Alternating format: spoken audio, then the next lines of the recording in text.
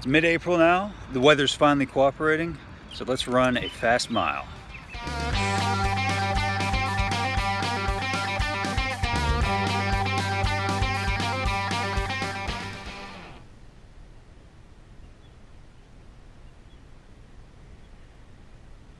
In this episode, I'd like to briefly discuss a distance running phenomenon that I mentioned in an earlier episode. If you saw my second episode of the series, What Makes a Great Runner, I mentioned that Kenyan athletes are particularly good at distance running, and in this episode, I'm going to examine why. Before I even start, even scientists who have studied this in general do not have the full picture. So there's a large set of factors involved in this. As of February of this year, these are the top 10 male marathon runners in the history of the world, and these are the top 10 female runners in the history of the world. For the men, you'll notice that every one of these runners comes from either Kenya or Ethiopia.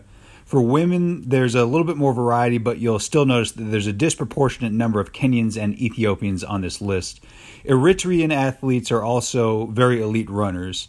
You'll notice that these countries are both in the same region of Africa. So in both of these countries, there are economic factors that have historically contributed to these athletes being so elite.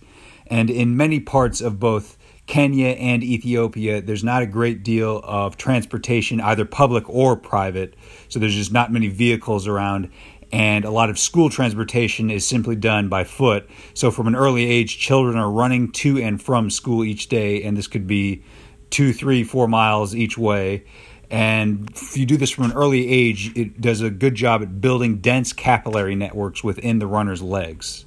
Also, the regions that produce the best runners are in high altitudes within these countries. Most of the best Kenyan runners are from the Nandi tribe and reside in Nandi County on the west side of Kenya, which has elevations ranging from 6,900 to 8,900 feet.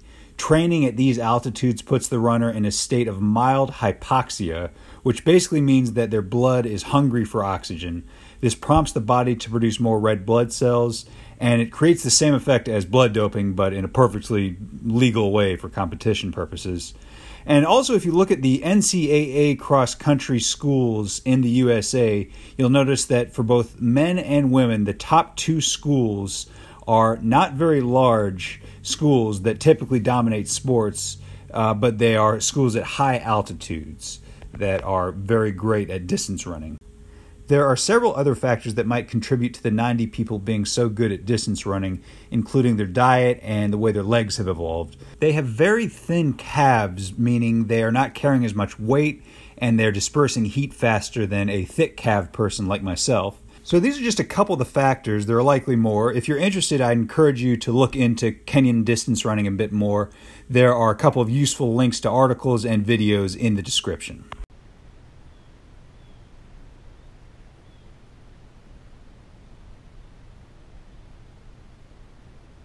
All right, that's the end of that mile.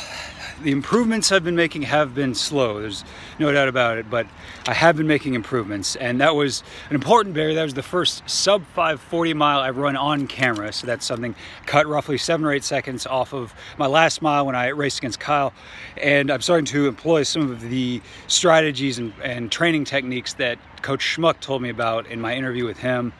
So I think it's going to keep getting better. So let's ramp up the improvements. So I've come a long way today. I'm in beautiful Las Vegas, Nevada. I'm here at CJ's trying their Monster Challenge. I've got a banana split and some more ice cream here and some Italian ice. And it looks great. I've got a half an hour to do it. And if you saw my Rome Season 1, you'll know that I got sick right before I came to Las Vegas in June. So I'm very happy that I've been able to return and do this food challenge. So I've got 30 minutes, let's see how it goes.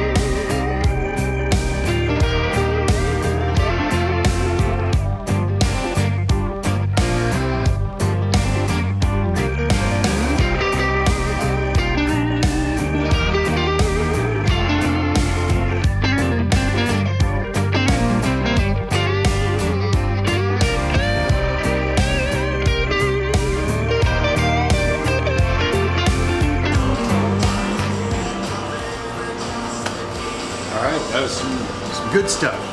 Now it's time to party it up in Las Vegas. All right, that food challenge was not bad at all. So now I'm gonna head back to the Strip area and play some blackjack.